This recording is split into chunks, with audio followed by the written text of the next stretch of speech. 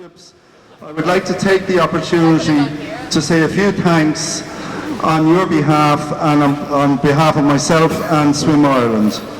First of all, I would like to thank Fingal County Council and Sport Ireland for their continuing support to Swim Ireland and enabled us to run these championships. To all the swimmers who have provided us with countless memorable moments and have displayed great sportsmanship and competed to the best of their abilities, I wish you all the best for your future swimming. Many records have been broken over the course of the championships, which we will hear about in a few minutes.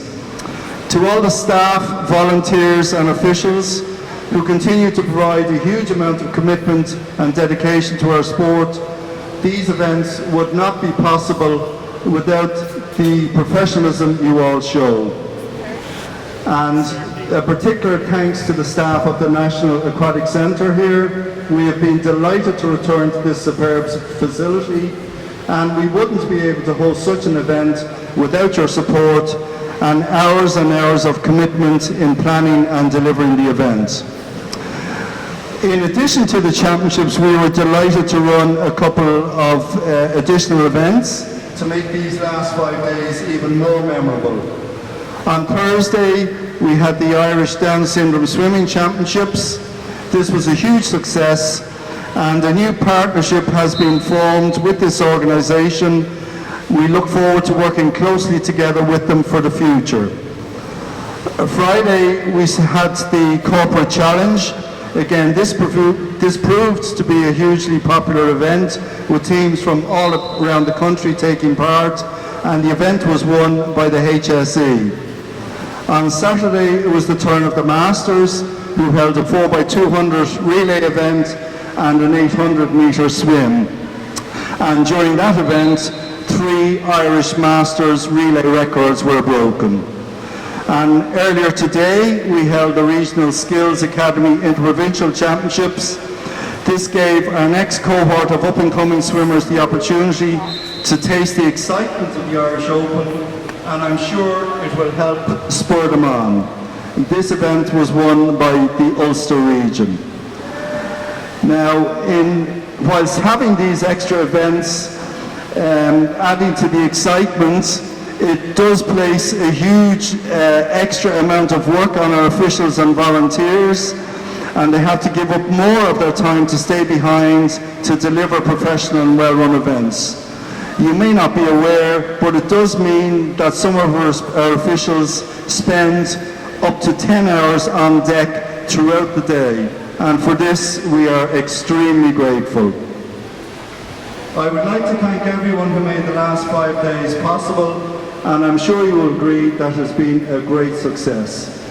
Good luck to all our swimmers in this the last final session this evening, and to the swimmers who have gone on and qualified for international teams, I wish you well with the upcoming summer of exciting events.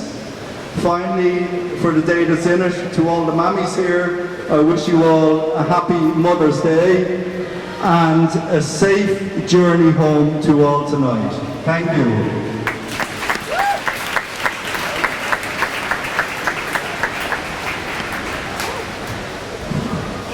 Okay, everybody, I'm determined to get this started as close to on time as we can, but as National Performance Director, I just want to add a few things to Declan's great words there following 4.5 days of racing. It's the final session of a 5-day trials, and as Performance Director, myself and my team are looking for 3 simple things. Can you come to the meet and swim a season best? Can you come to the meet and swim a lifetime best? And can you do this in the heats and then produce an even faster swim in the final? It sounds easy, but we can see that it isn't. And all hats off to our athletes and coaches for their excellent work over these days. I'm delighted to say at this stage, with 1 session remaining, we have 11 athletes who have consideration times for our international teams this summer, and another 9 athletes on top of that we can consider for relay places. So at this moment in time, 20 athletes that could be representing us in the summer. In terms of records, again with one session remaining, 5 Irish senior records, 6 championship records, and 2 Irish junior records over the 4.5 days. It's absolutely fantastic stuff. I'll finish by saying thank you to the coaches for all their hard work, to the parents for being the bank of mum and dad and for everything that you do for the swimmers, particularly bringing them to this competition, to the Swim Ireland events team for putting on such a fantastic spectacle, and to reiterate Declan's point, to the volunteers and the officials who give up their time so selflessly so that this event can run. Let's have a great last session, Swim Ireland. Good luck to us all.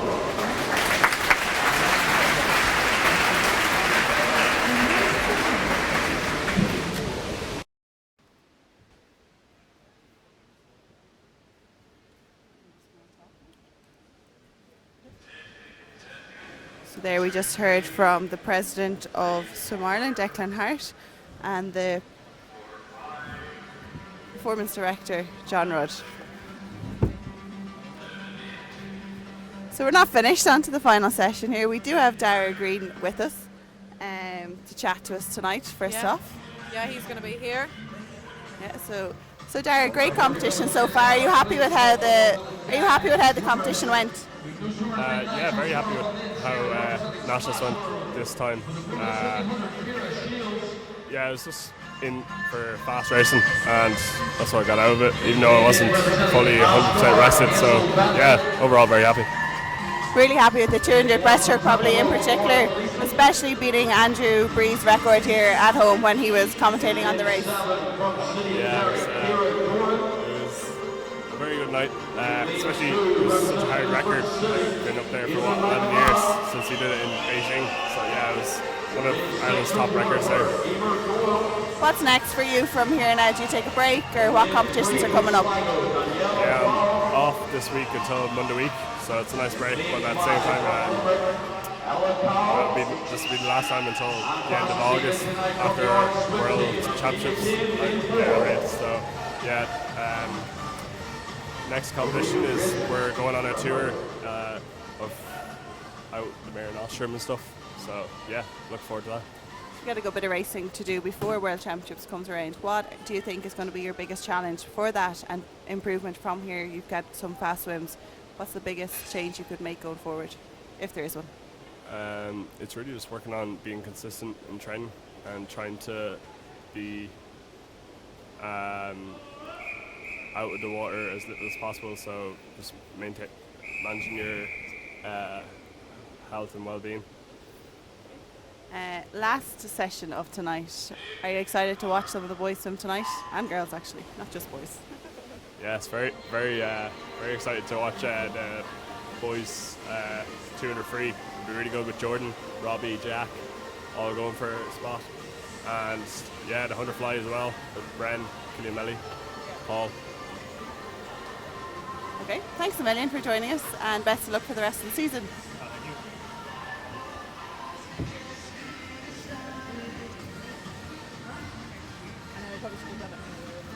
It is Amelia Kane who goes out strong. She's had a great meet, very consistent. She has been one of the few swimmers that has shown that she can produce the times in the morning and then again in the evening. So she's not even done 100 metres and she's a body length ahead of the rest of the... She's really going for this in the first 100 of a 1500. She is entered on 17:35, so she is a full minute ahead of the rest of the field here, so she needs to go out that fast and set the whole pace for herself. Yeah, she needs to trust herself, doesn't she? The European Junior qualifying time is 17:29.45 and World Junior qualification time is 17:03, so she's going to be looking at that. It is a bit of a drop from what her entry time is. She's entered on 17:35, but over 1500 anything can happen. Oh, definitely, and she's just showing the skill set that she has in the previous day, so she's going to be nothing but confident going into this. I mean, you know, day 5 though it is tough. Day 5 of a 5-day meet. Usually, you know, the tiredom starting to set in, and the fatigue of the events. But she looks really good in the water. She just looks so comfortable and smooth, and her coaches will have worked. I mean, that's one of the things with swimmers and all sports in general. The amount of training that you do is phenomenal. For the time in the pool, you could be having 9 or 10 swim sessions a week, and gym sessions as well. So the girls' fitness and all the swimmers' fitness will be able to prepare them for this 1500. She turned there in a 2:14, so she's really, really controlled. We saw her in her 200 freestyle, 2:05 is her time, so she's well within capability of sticking with 106s, 107s throughout this 1500. Yeah, I mean, we'll be able to see pretty quickly how she is and how steady those 100 splits are. Really good body position there, really on top of the water and driving from the legs. We've seen this right across the board in distance freestyle here this weekend, that there is a 6-speed kick with most of our athletes. Yeah, the legs aren't just being dragged behind, they are being used to the swimmer's advantage, which is great to see. And they probably are working a lot more with their kick, developing the hip flexors, their glutes, and all those major leg muscles. There she is, really, really pulling away here from the rest of the field.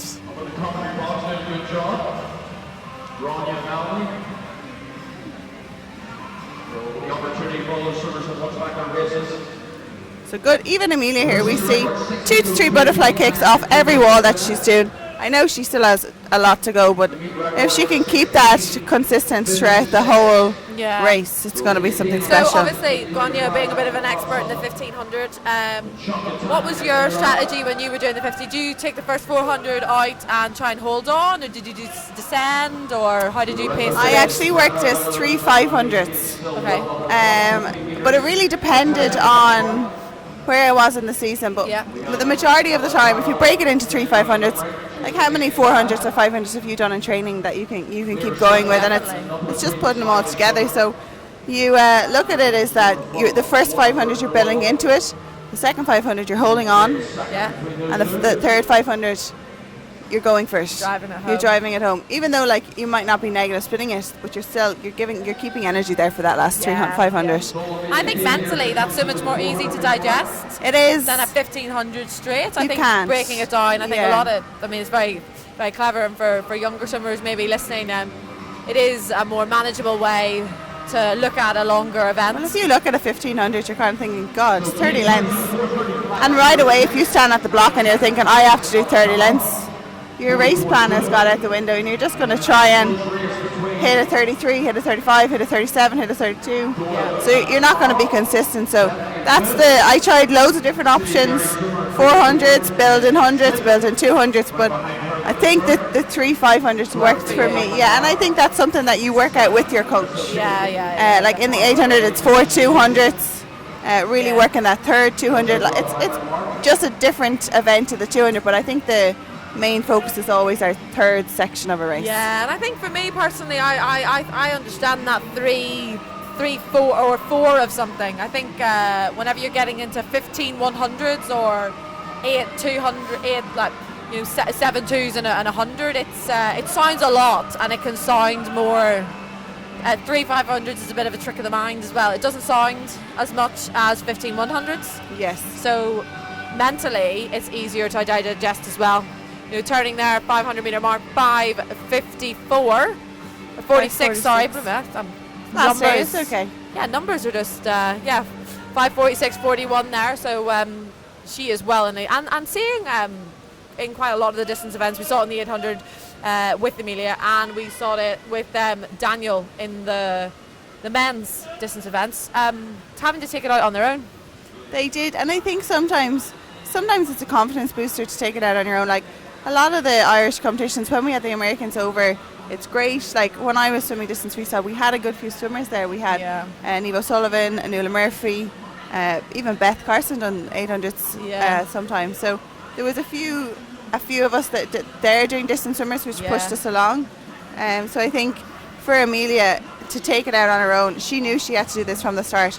You know as well by the other people's entry times, and it's not phased her. We haven't seen anything phase Amelia throughout the whole weekend, have we? No, definitely not. She's definitely going to be one to watch for the future, especially with such a wise head on her shoulders. Currently. So she's turning there in 112s there, so she's in a comfortable rhythm, and she just needs to keep it going there now for the whole 1500. So we have Daniel Winfred hitting about 43, 44 on the streamer end.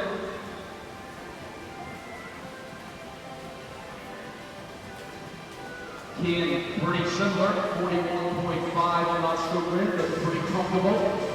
Yeah, I mean, it's interesting. It's good for the girls as well. As we said, it's a difficult event, so it'll be great to see some of the other girls in the pool getting under those entry times as well. You know, we've said it is a tough event, and I think whenever you do it, it would be great to see a PB when you're able to improve on something that's going to make a big difference, especially across the 1500 metre. Yeah, and I think as we see like Amelia get older, she's not going to be tapering down for distance events as much. Like I know when I was competing, I taper down once a year, and at that a taper is not really like a 6-week taper. It's 2 weeks, 3 weeks, and then we would just have a recovery week, other weeks of competition. So I think there she's not going to be fully rested for this competition. She's still really young, so it's just about managing what she needs and getting the best out of her at this age. It's a hard one, isn't it, with the distance events? It's trying to get that balance between recovery but not losing the fitness. And it's difficult with, especially when you're training. If you're training with a lot of sprinters, they're getting out of the water, and majority of the time you have about 2 or 3k more per session. Over 10 sessions, that's 30k. Yeah. There's Amelia turning in 8:46. 45 even? Yeah, 46, well, 45.9, so pretty much just under that 8:46 there. She's definitely pulling away, but she's 25 metres ahead of the next swimmer there in lane 5. That's Ella Carroll. So not Ella is going to have a good swim here as well. You know, you said she was entered a full minute ahead of the rest of the field. You know, currently Ella is sticking with her, only 25 metres ahead. She is. And Ella, as we can see, is in a really comfortable rhythm here as well. She's breathing to the one side. She's breathing to the right-hand side all the time. Yeah. She's entered on 18:34, so she's going to have a massive swim here as well. So yeah, she's swimming in the National Centre in Limerick. So that programme, obviously, I mean they've had a great meet. Competition. They have. You know, they've had produced a lot of boys. So it's good to see a girl in one of the mix. girls Yeah. doing a good time as well. I mean, those legs are just really strong, which is great to see. Comfortable, smooth kick, propelling the arms. Really, and there's what we see, really, if we look right across the whole pool here, they're all really controlled. We don't see really anyone struggling too much yet. Yeah. But we do see Amelia pushing away. She's 30 metres ahead now. Yeah, she's definitely got a chip away to try and finish the week on a high, and she won't want to be finishing the week on a low. You know, she will definitely be going after this event. Absolutely.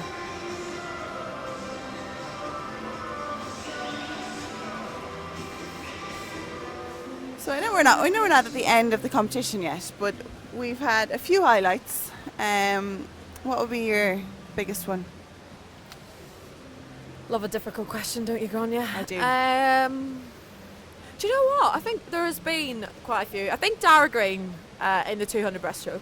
I'm going to say that for me personally, just because the record stood since 2008. That's 11 years old. And I don't think people realise just how fast that is in the world currently. Yes. You know, he is ranked, like he is a contender in the world now with that time. Yeah. So for me personally, I think it's not a shock. You know, he's a great swimmer, and he's definitely, this is not his potential. Like he can has go a long way to go. He will he could be down 208, 209 in a short period of time. So I think that for me personally was the highlight of the week, just being so special really. What was yours, Glenn? I think I'd have to agree with Dara. I think also we can't forget in the 200 breaststroke, because we've got a strong 200 breaststroke. Yeah. We have Oren Corby, Oisin Cook, and Nicholas Quinn. Like he went to Rio 2016. Really has had a tough year. And he's got the experience. And he has, and I think just to see it's sometimes it's hard after going to Olympics. You struggle for a few years, and it's hard to get back up there. So I think I would have to say it's hard to pick between all four of them. Like we have European juniors, we have a really experienced swimmer coming back on the scene, and happy swimming, which is really important. Then we have Dara. So maybe I would put it as a 200 breaststroke event. Rather which is a good one to have. Yeah, absolutely. It's like as events, the 100 free, the men's, that was a great event. The men's 200 metre breaststroke was a great event because there was a battle. There was. And we're going to see that in the 200 freestyle tonight. 200 free, men's 200 free. All men's events. Come on, women. Let's get the battling of the women going. And we had Brendan Hyland. He's not going to be in the 200 freestyle tonight. He posted a quick time this morning. He's going to want to get his slot on that 4x200 relay as well. Yeah, definitely. I mean, he's focusing on that 100 butterfly. So that's obviously why he won't be swimming that 2 free tonight. But he had a great swim this morning. He did, and he didn't slow up at all. He just went for it for the start. Yeah. And I think that's great to see from Brendan. Like we've seen him in butterfly, IM, freestyle. He's able to do a lot of events, and really good at them. Yeah, almost like he's a bit of a. Sometimes you can be a bit of a one-trick pony, whereas Brendan are good at IM, good at kind of all the strokes. He can, and he looks strong in all the strokes. Like he went out comfortable in the butterfly. His backstroke was just so smooth. Like that head position, we've talked about a lot over the weekend too in backstroke. Yeah. It didn't move. Yeah, and do you know what I love about Brandon's stroke is he uses his height to his advantage. Yes. He maximises his stroke length that he gets. He maximises that underwater. He knows how to use his strengths, and he has really, over the past few years, matured and developed as a swimmer. He has. And mentally, I think Brandon is one of the swimmers who has completely changed his mindset and has matured massively. Yes. In and out of the pool as a swimmer, and he's really developed into. He could be a great world-class athlete. Yeah, absolutely. So here we have Amelia Kane, 40 metres ahead now at the moment, going into the last 250 metres. Returning in 14:46. She hasn't slowed down. No, she's only extended her lead as well. I mean, I don't know if she's going to lap any of the girl, or she actually already has lapped some of the swimmers there in the pool. But yeah, but I think, never having experience of doing a 1500 metre, I imagine you just have to get in that zone and go for it. You do, and I think it's tough doing a 1500 on the last day of an event, especially if you've waited 5 days for it. Like Amelia has had loads of other swims, so she's fine, but if that's your main event, it is quite difficult. And I don't think we're going to see somebody just swim 1500s. Like I swam 200 IM, 400 IM, 400 freestyle, 800 freestyle, 200 butterfly, pretty much everything as well. So I think you can dip in and out of other events, which is really important because it is a long time waiting around for your event. Oh, definitely. I think unless you're at qualifying for Olympics and on a big team where you might not have actually qualified for other events at major meets, like Worlds and stuff, that you would obviously have people just maybe swimming the 8 and the 1500. I think it's so important mentally as well to get in. Because whenever you get to major meets and you are qualifying for those events, you would have to get into the pool every day still. Well, that's it. Come down, soak up the atmosphere, make sure you're, staying on tip-top shape.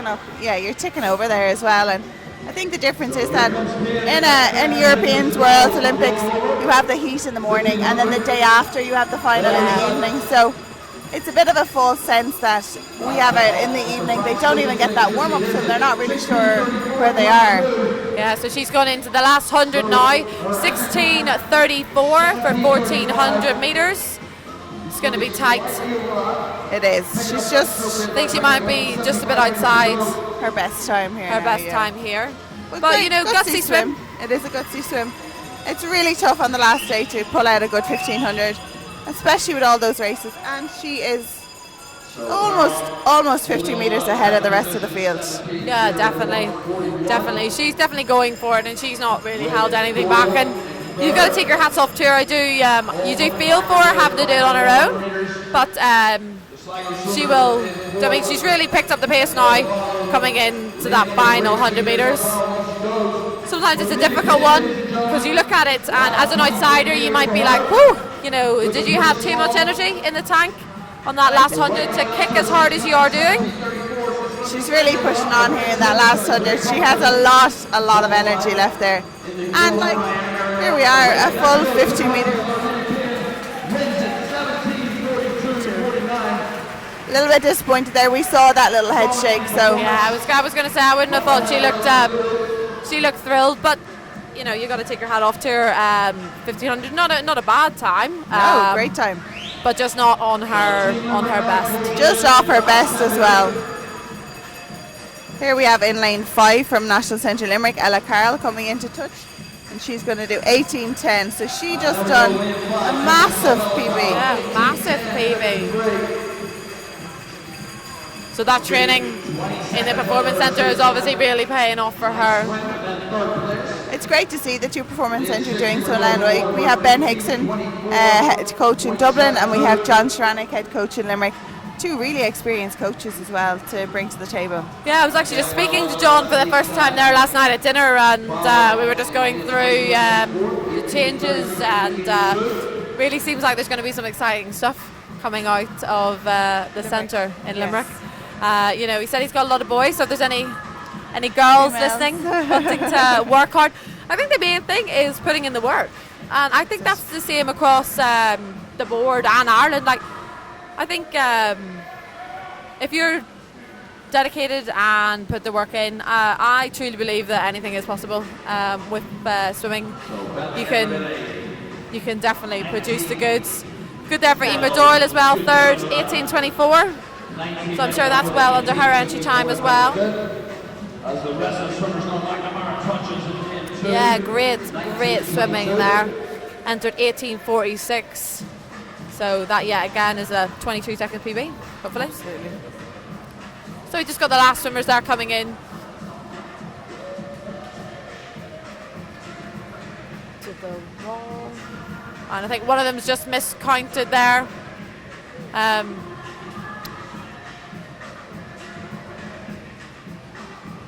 All right, City of Derry swimmer putting in one more lap. Jackson's finished out at 19:36. She's yeah, so that swimmer has actually just finished, and you know, 1,500 metres isn't enough. She's going to lose 1,600. As the gentlemen line up for the next event, 501, junior final of the 200 freestyle. Those guys are raring to go.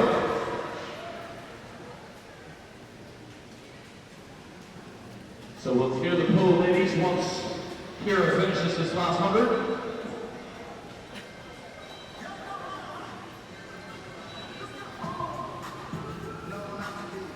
So there we have Ciara Doran just finishing the last 25 metres here. I think this playlist is by Rory McIlroy and Shane Ryan. An Irish-American connection of beats. Here we go. Ciara finishes now her extra 100 metres. We give everybody a round of applause on this 1,500. A lot of dedication to do that distance event. Well done. Put your hands together as the swimmers take the pool.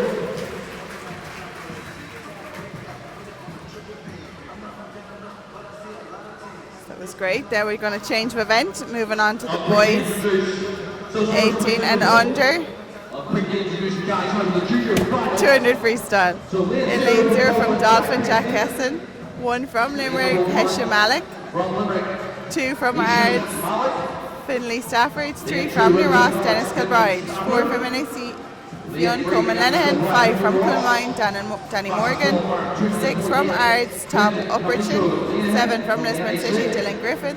8 from Kilkenny, Aidan Cook. And 9 from Temple Oaks, Salus Uoka.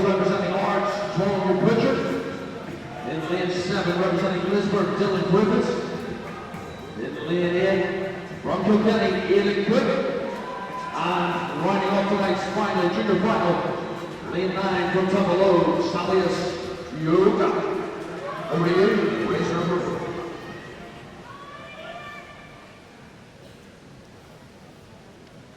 So here we have the 200 freestyle. Sorry, I think I said 200 backstroke, did I? Did I? Yeah. It's been a long day, Granny. It has. Long few days. It's been a long week, but we're good. Yeah. We're all good. We know what stroke they meant today. Just whether we said it. At least I corrected freestyle. myself. They know what they're doing. That's the Yeah, main they thing. know. I hope they do anyway.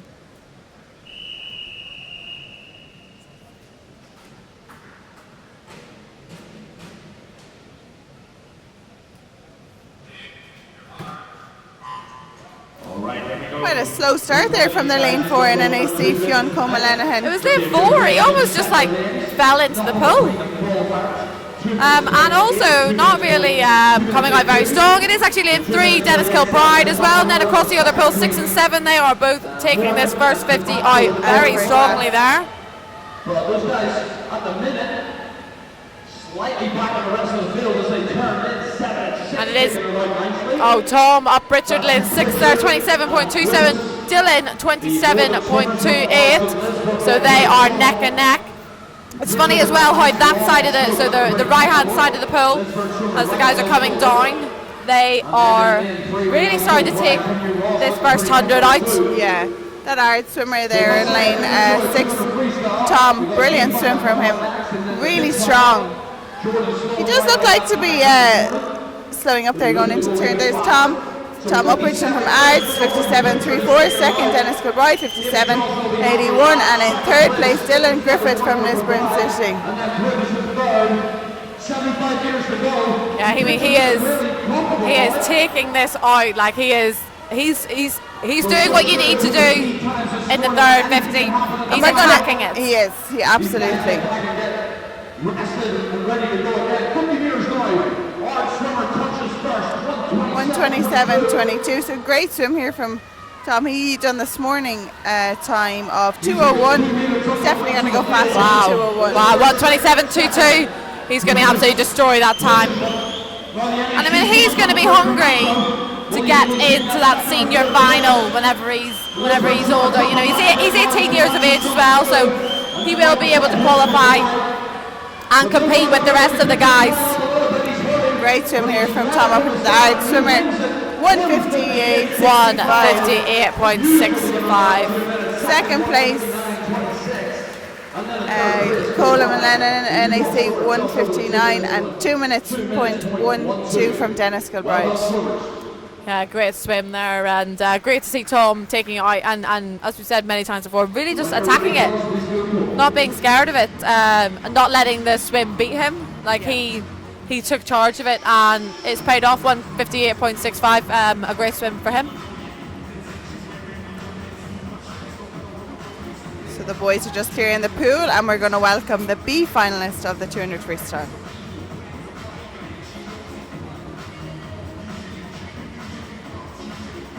Okay, so as the junior guys leave the pool, get ready for the B final of this 200 meter freestyle.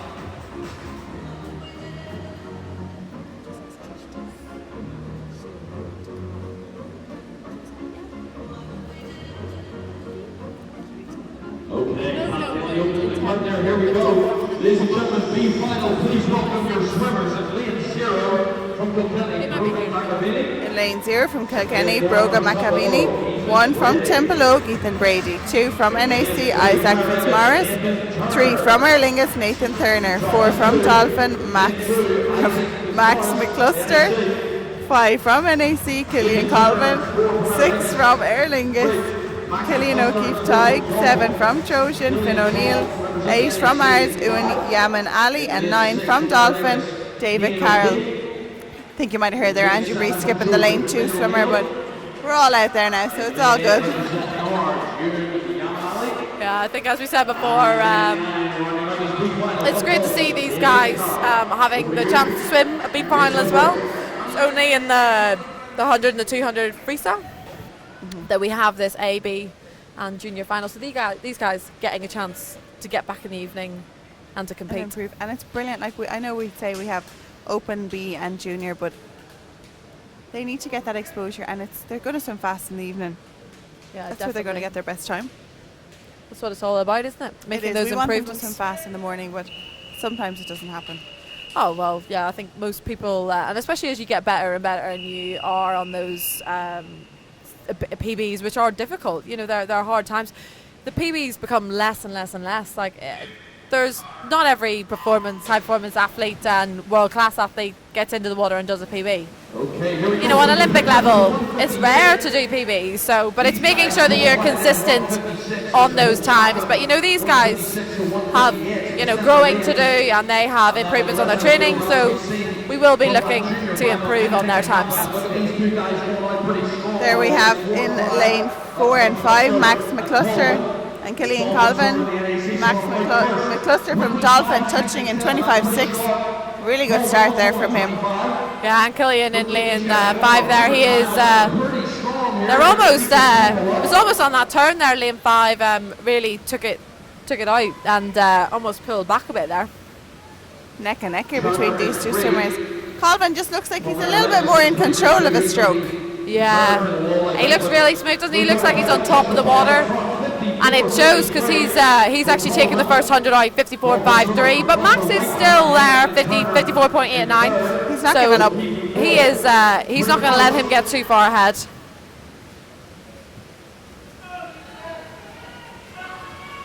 So Max McCluster really swimming on that lane rope there, isn't he? And Killian Colvin ever so slightly moving over to the other side to be swimming in smooth water. Neck and neck, 124.5 to 124.7. With McCluster with a strong underwater. McCluster here just after passing Killian Colvin from the NAC swimmer.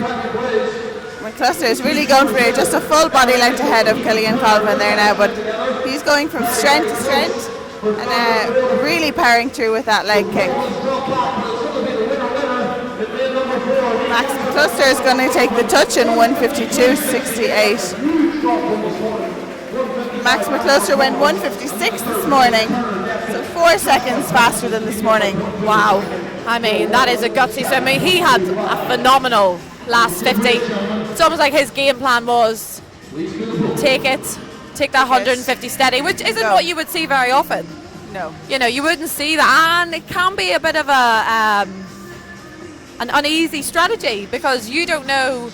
You can almost panic because you see them ahead of you and you're going. Well, and you've just got to trust that you've got enough energy in the tank. I mean, personally for me, that wouldn't be the way I would have swum at 200 free. I would have liked to have seen it a bit more steady and controlled and not such a drop on that last 50 for me personally. But that's what he's going to have to work out with his coach, how he chooses to swim it. Now we're on to the open final of the men's 200 freestyle, which we've heard Dara say he's excited about. He's in the stands watching it at the moment, so we're excited.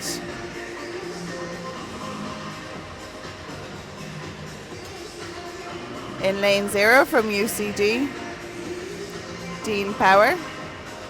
In lane 1 from National Centre Limerick, Caden McCarthy. In lane 2 from National Centre Limerick, Joseph Mooney. In lane 3 from National Centre Dublin and Athlone, Robert Powell. In lane 4 from National Centre Dublin and Bangor, Jordan Sloan. In lane 5 from Bangor, Jack McMillan. In lane 6 from National Centre Limerick, Finn McWeaver. In lane 7 from National Centre Limerick, Jack Grace. In lane 8 from Lisburn City, Daniel Whiffen. And in lane 9 from Bangor, Curtis Coulter.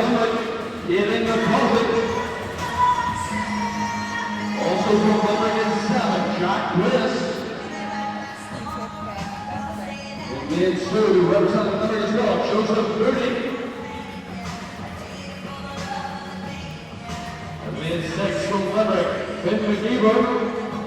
This is an exciting race here now tonight. We have Jordan Sloan just missing out on World Championships qualifying consideration time this morning, 1:47.63, and he needs a 1:47.40. So it's an exciting race here from him. We also have Jack McMillan to keep an eye on, Robbie Powell for World Championships.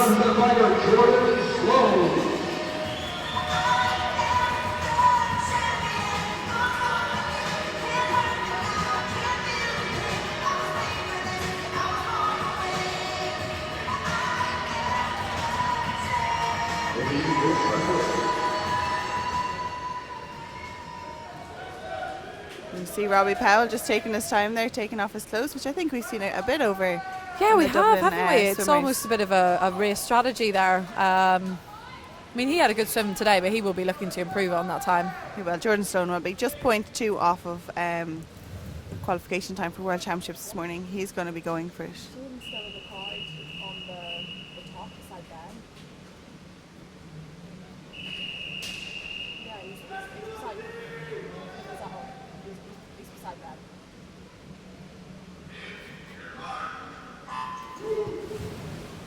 Okay, here we go. And this is an exciting race. I know a lot of people are looking forward to this in the pool. Pulling the seats forward so we get full view on Magonia. So there we have Jordan Sloan, Jack McMillan, Robbie Powell, all out in front here and in line. Yeah, I think a lot of the Jack spectator McMillan. gallery here are excited. Jack McMillan got the turn there, 25.4. Yeah, Jordan Sloan though on his heels, 25.43. Robert Powell also 25.65. The three lads there in the middle, really all in line. We also have Dean Power out here in lane 0. Robbie Powell is just ever so slightly out ahead. Yeah, I mean, he's really making his stand. Jordan Sloan just getting the touch there. 53.32. I mean, there is 7/100ths of a second between first and third. Jordan Sloan just an ever so slightly out ahead at the moment, followed by, I think, Jack McMillan and then Robbie Powell. Do you agree? Yeah, definitely. I think the boys, but I mean, it is so close. It's going to be very interesting. Robert didn't come back so strongly today on the last 50, so it'll be interesting. It is Jack McMillan now, 121.01. So it's going to be interesting to see what he does. Jordan looks like he is digging in very deep there. And we see that leg kick from Jordan. That's brilliant. They are not leaving anything to chance here. Jordan Sloan, Jack McMillan is not giving up. He's fighting back. No, definitely not. It's all going to be on the finish. 1:48. And it is Jordan 1:48.44 and Jack 1:48.56. And in third place, Robbie Powell, 1:49.65. I mean, that is fantastic to see. 3 of the lads there under that 150 mark and 2 under 149. So that potentially could make a pretty swift relay. 2 lads 1:48, 1 1:49 and 1:50. So there's the top 3. We have Jordan Sloan, Jack McMillan, Robbie Powell, Finn McGeever. Top 4 there.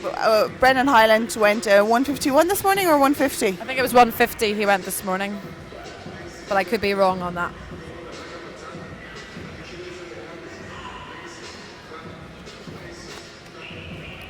So that was an exciting race for this morning session. Yeah, this evening very, session, final very session. exciting, and definitely one everyone will be wanting to have watched. So we're going to change of event, moving on to the women's 13 and women's 17 and under 200 IM. Junior finals of women's 200 meters IM. They are now out on pull tax, so run through the lanes here, lane 0 from Banbridge, Jodie McMullen. In lane 0 from Banbridge, Jodie McMullen. In lane 1 from Asgard, Lucy Bracken. 2 from NAC, Beth Gardner. 3 from Sligo, Carrie McDade. 4 from Ards, Florence Tinsley. 5 from Kilkenny, Rachel Vaughan. 6 from Kilkenny, Naomi Trate. 7 from Galway, Alison Gibbs. 8 from Ars, Hope McBride. And 9 from Dolphin, Heather Fain. Her teammates in minute 6 also from Kilkenny, Naomi Tripp. Galway swimmer in 7, Alison Gibbs. And then from Ars, Hope McBride. One youngest junior final, 200 meters on hand. In 9, from Galway, Heather Fain. So here we have the girls 17 and under 200 IM.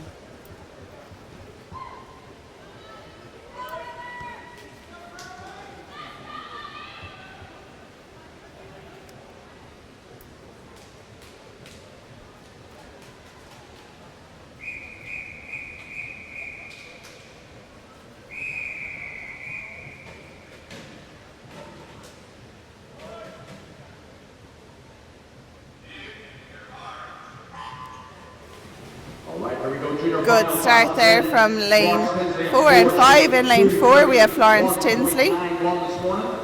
Just ahead of Vaughn. She's from 2:31.94, so nothing between those center lanes. We also don't forget out in lane 0 we have Jodie McMullen from Banbridge. 31s up to 34s. And all looking pretty straight as you see on the big screen. So here There you go, the touch. We have Naomi Trate from Kilkenny in 31.3. Second place closest to me, Heather Fain from Galway, So a good start here from Naomi Trate.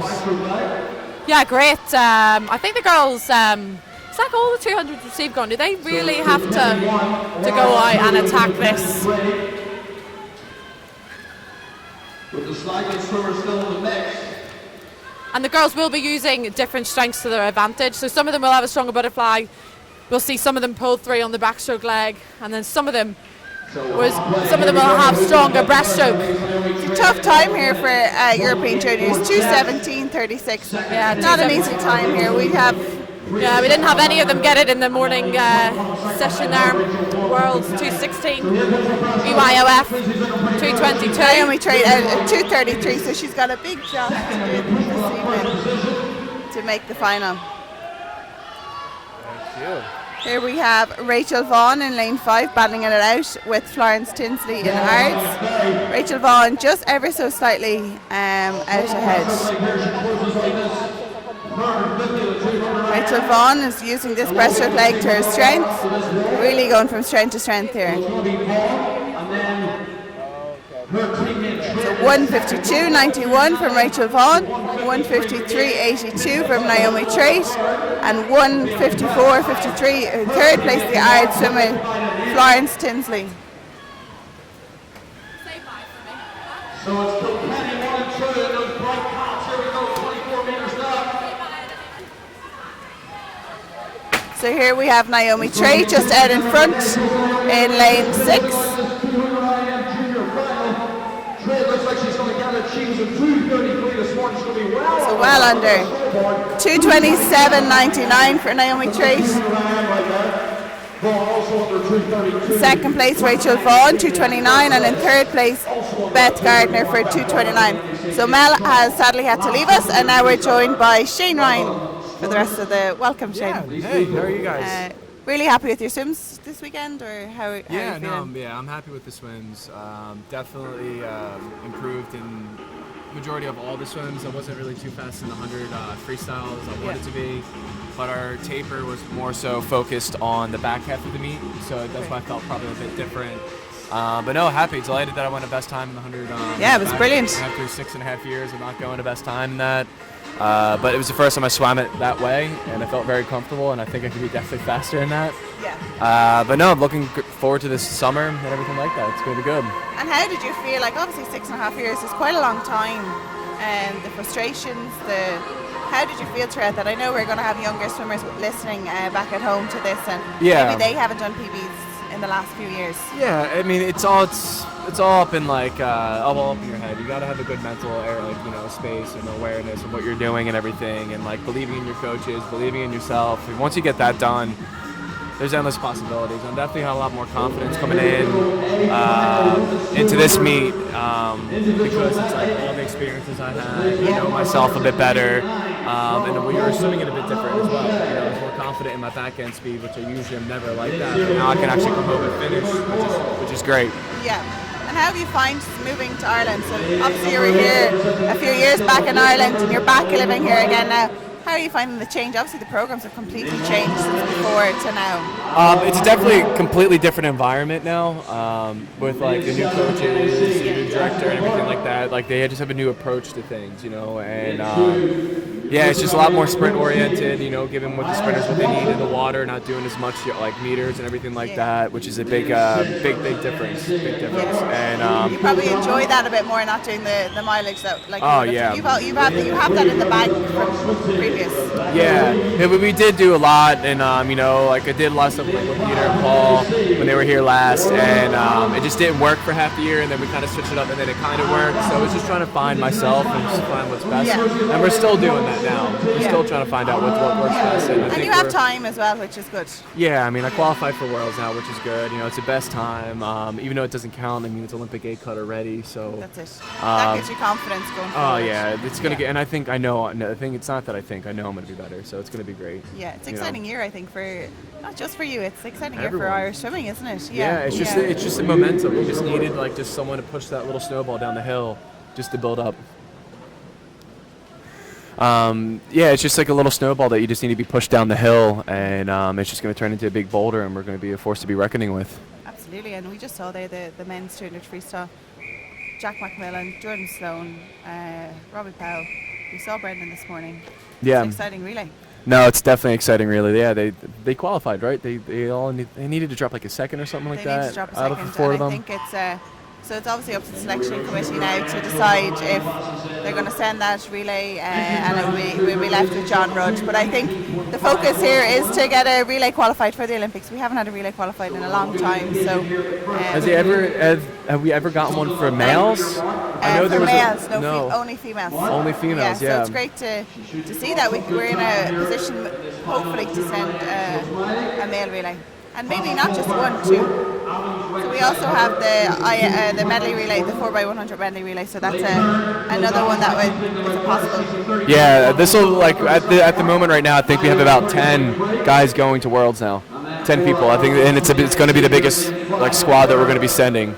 So they're just up for consideration at the moment. Yeah, they're all up for consideration. At the moment, I think it's only believe me and Dara, as of right now, that are going to be qualified. But yeah, it's all up for consideration for the time and everything like that. But and if they end up getting picked, I think we're all going to be significantly faster. Absolutely. Oh yeah. I think it's an exciting time.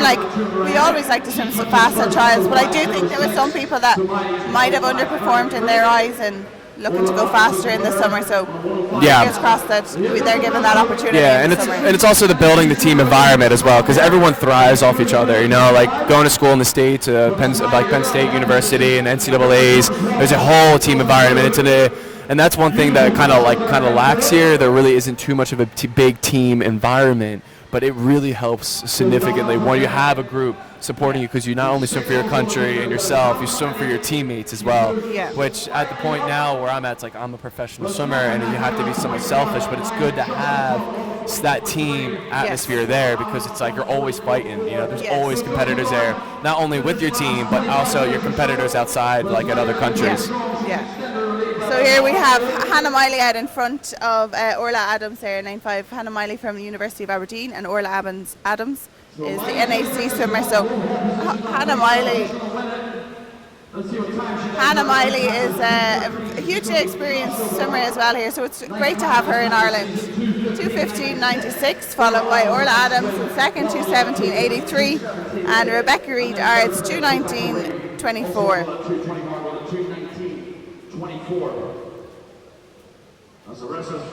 It's great to see that, some of the top-notch swimmers coming to Ireland and performing, because this pool here is a fast pool. It is a fast pool. It's a very, very fast pool, and it's a great venue, and the things how they're running, starting to do a lot of little things to make the meet a lot better, which is it shows, and it makes it more of it's just a better environment now, completely better environment, and it gives us more competition as well. It does. And last year we had the American team here, so I think they're going to try to come every second year. Yeah, every 2 years. Again, Yeah, it's every 2 going to years. increase the competition Exactly. even more. So, But it just kind of goes to show that, like, you know, we can be better than them at one point. You know, like it's just seeing at the level of, you know, what other people are doing and kind of getting prepped for their races. Just kind of being mindful of that can really help. Because that's what I do. Every meet I go to, it's like, oh, if I see someone like that's faster than me doing something, I'm definitely going to kind of keep an eye on them. You know, still do what I need to do, but keep an eye on. It's like, oh, let me try that and see if that works. yeah. So here we're. John Rudd has kindly graced us with his presence. John, how do you think the 200 free went there? Well, look, the Jordan Sloan Jack McMillan race was wonderful, wasn't it? And with Robbie there at the 100 metres, all three of them turning together, it was extremely exciting. I think the two unsung heroes in that 200 freestyle are Robbie Powell and Brendan Highland. You know, we can get caught up very easily in the Jack and Jordan race, and quite rightly so. You know, they were the ones hunting for that glory of the gold medal, but that swim from Robbie Powell, first time under 150, that's a big deal, and people will maybe forget the Brendan Highland swim from this morning where he went 150.5 in the heats, and Brendan very selflessly swam that race when he really wanted to concentrate on his 100 fly tonight, but he delivered that 200 free this morning so that we had a realistic chance of posting a consideration time for that relay for the World Championships in Korea. And I'm delighted to say that with Brendan's swim this morning, those three guys this afternoon, they've actually achieved that consideration time, so it's fantastic. It's a great time for Irish swimming, isn't it, to see like four people in there under 150 and below in 200 freestyle. It's not often we see that. Well, look, I can't say how often you've seen it because I've only been here 2 years, but what I can tell you is that we haven't set easy relay qualification times for that World Championships. You know, they're based around anywhere between top 12 and top 16 in the world across the last few World Championship events, because we very much only want to be taking relays into a World Premier event like that if they've got a chance to qualify for the Olympic Games the following year, where top 12 in any relay at this World Championships this summer will guarantee us that relay slot. So the fact that they've achieved that time, the fact that the men's medley relay have also achieved that time, it shows that we've got, for a small nation, you know, with a small population, we've got some depth, and that's great credit to all of us, the coaches and the clubs out there for producing swimmers like those guys.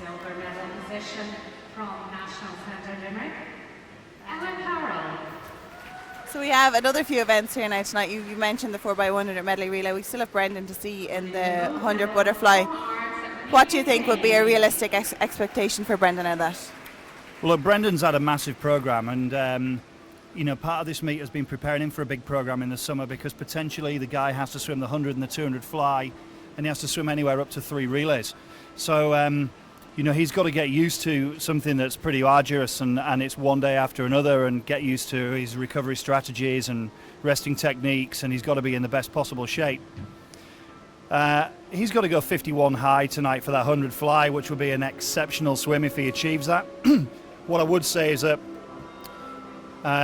he went a 53 point this morning straight on the back of that 150 200 freestyle, so there's no reason at all why he can't challenge for that.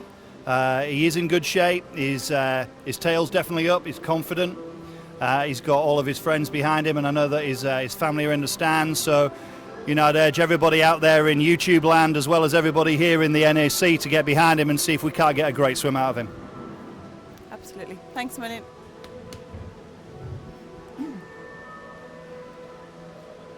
So we're just moving on to the medal presentations with the 200 freestyle. We have in third place Robbie Powell, second place Jack McMillan, and first place Jordan Sloan. So you train with Jordan and Robbie day in and day out.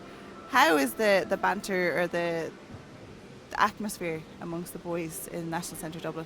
Oh no, it's really, really great. I know for like my personal experience, like I live with Jordan, so it's good to like, you know, live with him and like show him kind of little things that I do, you know, like little things like just dressing up a little bit nicer, like wearing a pair of jeans, coming to practice, and nice shoes, just like little things just to make yourself feel better, and like all those little things. And it's great that it's starting to, he notices himself, he feels better about himself, he's more confident coming into practice and in practice. So a lot of little things like that really make a big difference. But it's great because Jordan and I, when we do 100 freestyle sets, I have the front end speed, he has the back end speed. Yeah, so, and we saw that there tonight in the 200 as well, Yeah. especially, yeah.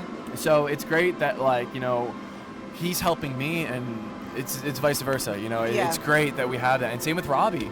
Robbie's the same way. Robbie does have a little bit of a front end speed, but he also has a back end speed. So he's right in the middle between it. You know, Okay. it'd be great if we can try to get Jack to come on up here and train with us too, Yeah. because that would be a squad right there that we would really Yeah. set up really well and just all thrive from each other. We Absolutely. really would. And it's like we all like we're in practice like, you know, giving each other kind of like, you know, a little bit of banter here and there, but like we're in Yeah. each other's faces. Like if someone, say Jordan, right, he's doing a pulling set and he's kicking, I'm calling him out as soon as I see it when I'm on the wall. You know, and if I do the same thing or something different, we're calling each other out on it, just making sure we're doing things the right way. Yeah. But we're competitive. Sometimes we'll That's some it. a little bit faster than the interval, what Ben Yeah, wants us but to do, but All your goals are the same, so I think that in one sense that makes it easier that you're out for the best for each other, even though you're calling people out. They get over it after a while. once yeah. they get Oh used no, to it, you leave yeah. everything here at the pool. You know, like you're here to get better. You're here to become the best you can be, but you have to use the other swimmers there to try to make you better as well. Yeah. You know, and that's what I'm doing with Jordan. Definitely I'm taking full because I saw him coming home on the 100 free, but I was like, there's no way I'm letting him sneak but up on me. especially when you're living together, it's difficult, but it's probably brilliant at the same It's time. great because like we both do dig each other, you know, we take Yeah. little stabs at each other, but Yeah.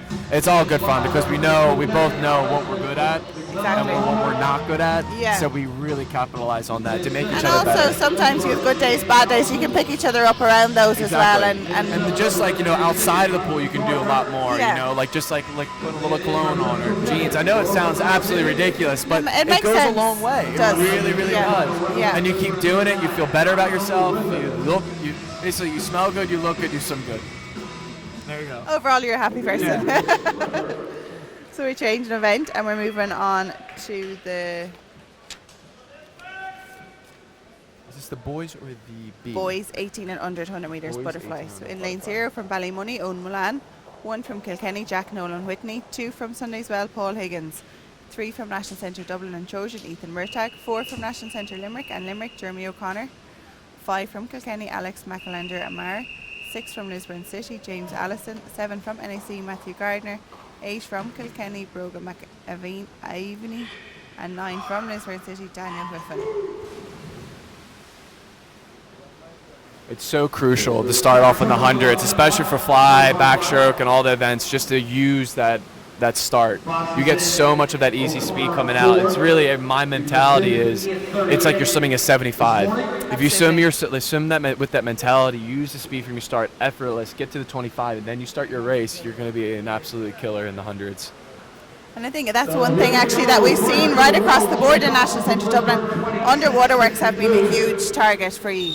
Yeah, no, definitely. You know, I mean, from my background, I've had like, you know, the short course yard, so that's all underwater there. And, you know, Jordan's really, really good at underwaters, which I was not expecting that, you know, which is great. So it's me, Jordan, Brendan. We're working with Robbie on getting his underwaters down now because underwaters are crucial. They are. Crucial. That can make or break a race realistically, can't it? The underwaters. They can make or break a race. Yeah, they really, really can. There's Jeremy O'Connor touching in 57.82. Second, Alex McAlendmar from Kilkenny. And in third place, James Allison. So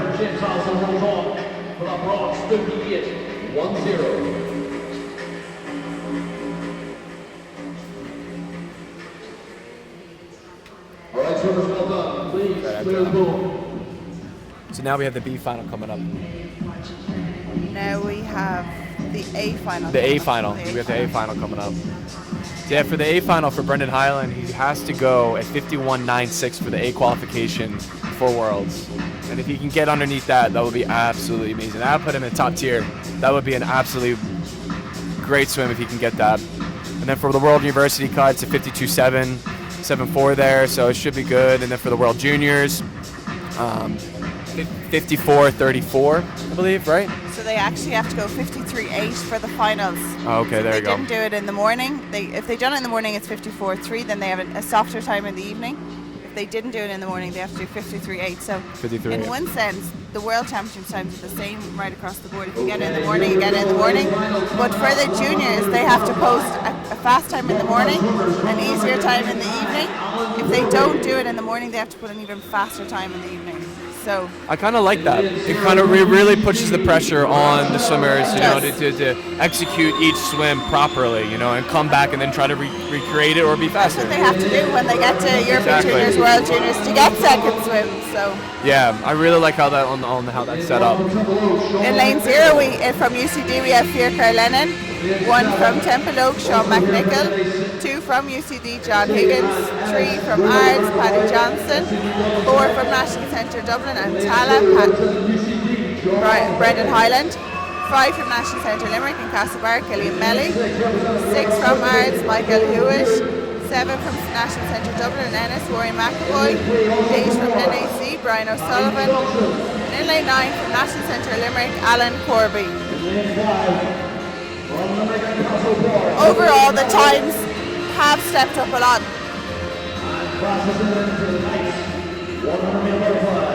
So overall, the times have stepped up a lot, which means that all the swimmers have to swim faster, and it's harder to get to those championships. How do you think that overall has worked for this competition? No, it definitely works great. It puts more emphasis on doing the job you have to do. You come here, you do a job, you train so hard throughout the whole year, and now it's just the kind of time to put the pieces of the puzzle together, execute in the morning, because you need to execute in the morning. At the big, like the World Championships, Olympics, you need to execute and do a best swim in the morning to come back in and try to even recreate that or even be faster. So it's just the mentality of it. It's absolutely great that we need to start, you know, doing swims in the morning and then coming in trying to be better. Yeah. One thing we've noticed, myself and Mel, during the finals, is the National Centre Dublin guys really taking their time to get to the blocks. Is that a tactic or is it just coincidence? No, because at all the World Championships, everyone takes their time. Okay. They're over the race. They're not going to start the race until everyone's ready.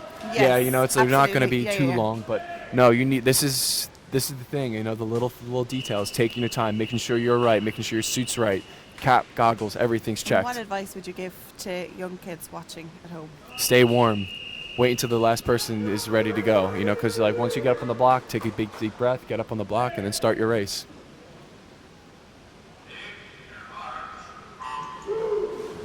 Good start here from all swimmers, really. Yeah, all them are pretty much even at the 15. Bren looks nice, long and strong in there. It's good. Nice and controlled. All Brendan's strokes are really controlled. He doesn't really ever, like, obviously you get tired, but he doesn't show it in his stroke. No, he really doesn't. He's such a strong swimmer. And one thing that he does struggle with a little bit in practice is really that takeout speed, but he can come home real well on that 100. Very well. Such good underwater work as well, and really smooth transition there for him. Yeah, it's the body type that he has. He's a long torso, not really too long legs, so he can kind of get that whip in, so it's good. Good swim here also from Killian Melly. Brennan's going to get his hand on the wall first, 53.07. 53.0. And in second place, Killian Melly, 54.1. European junior time for Sean McNichol. Sean McNichol went 56.77, so that's outside European junior qualification time. So all just missing championships time. Bren missing World Championships. Killian Melly missing World University Games. We have Sean McNichol missing European Juniors. Paddy Johnston just missing out on his qualification time as well. So we've seen that they are very tough, and Bren will be disappointed with that. Yeah, Bren will be disappointed because he hasn't had the 200 before this, you know, and he was the same time this morning. Yeah. But I mean, that's part of the game, you know. That's part of the struggle. Yeah. You know, it's like, look at me with this 6 years, 6.5 years. You know, I've been so close every single time, like 0.1 off, 0.01 off. You know, at the Olympics. So it's part of the game, and and that's what really strives us to be the best we can be, to really push that. But Brennan has that in him. He has 100% has that in him. So hard on day 5 of a competition, especially in home turf. Sometimes it's nearly easier to be away for a competition that you're in a hotel and you don't have too much distractions. Yeah, no, you don't. It's good to have distractions. Like for me, for instance, I was out back there and I had like a water polo ball and I was just bouncing the water polo ball around. Just little things like that. Just take your mind off of it. Take your mind completely off swimming. But I mean, you just have to find what works for you. Exactly. Yeah. So everyone's different. Into a routine. Yeah. So now we're moving on to the girls. 17 and under 100 butterfly in lane 0.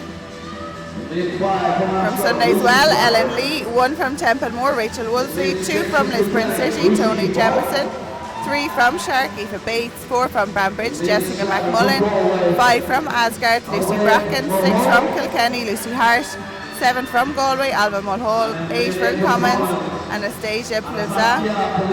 In lane 9 from Ards, Taryn Barr.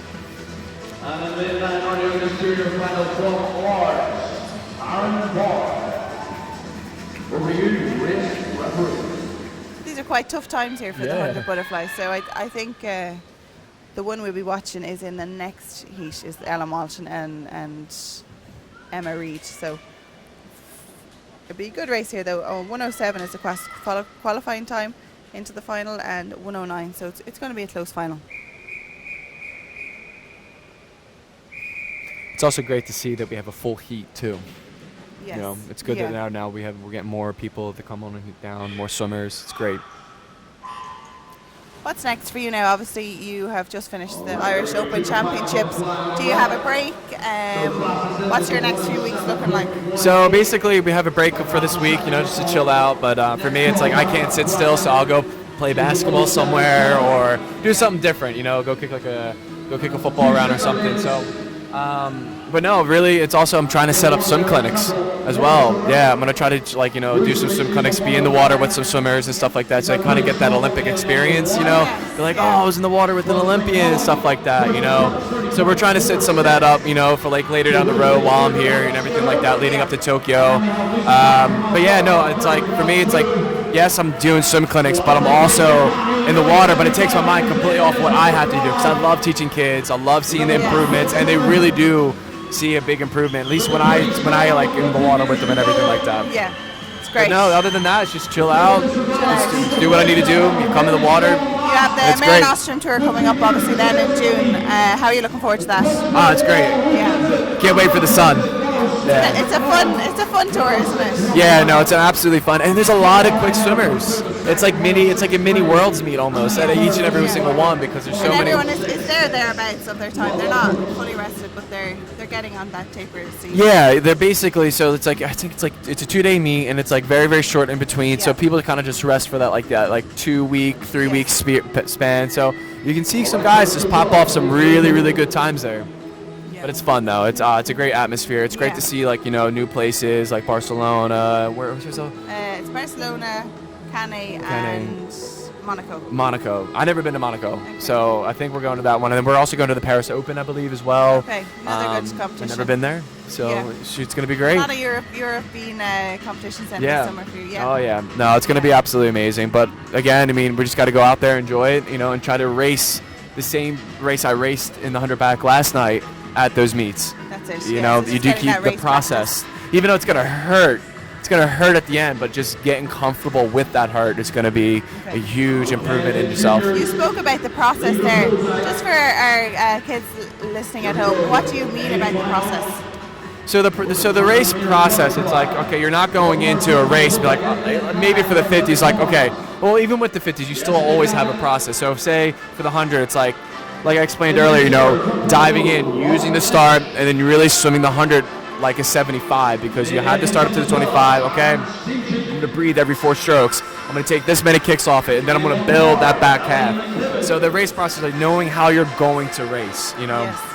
Knowing how you're going to race is so much better. I was talking to my coach, Ben. I'm like, oh, I want to be under 49 in the 100 free. Okay, that's great, but I never really thought too much about the race process. But in the 100 back, I'm like, all right, I'm going to get a good start, 8 kicks to the 15, come up, build my stroke, flip, get to the 15-meter mark again, and then try to build up with my tempo, and then I'm not even worrying about the time, you know, because sometimes, like everyone, even myself, we focus so much on the time instead of just doing what you need to do in the water. Okay, I think we'll come back to that in a minute. I'm just going to introduce our swimmers here. We have in lane 0 from Templeogue, Robin Lynch, 1 from Ards, Ellie McGibbon, 2 from Otter, Jenna MacDonald, 3 from Bangor, Emma Reid, 4 from Templeogue, Ellen Walsh, 5 from Aer Lingus, Lucy Thornton, 6 from Aer Lingus, Caitlin Bergen, 7 from Aer Lingus, Cueva Quinn, 8 from Sundayswell, Sharon Shemsky, and 9 from Commons, Jessica Gannon.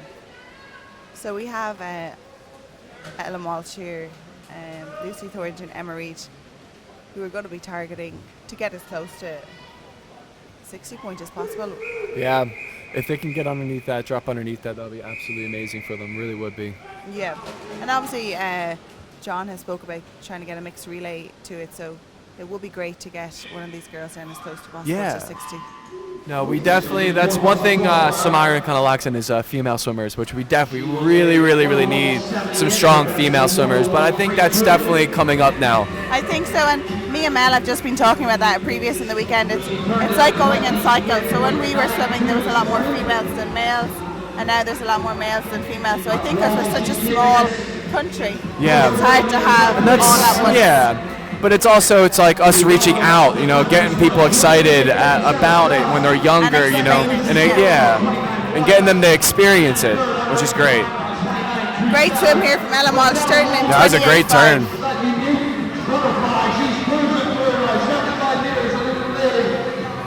Ellen has a really good undulation, so she's really smooth butterfly swimmer, keeping her chin quite close to the water. That's really important, trying to stay as flat as you can. I'm trying to grip as much water. Oh.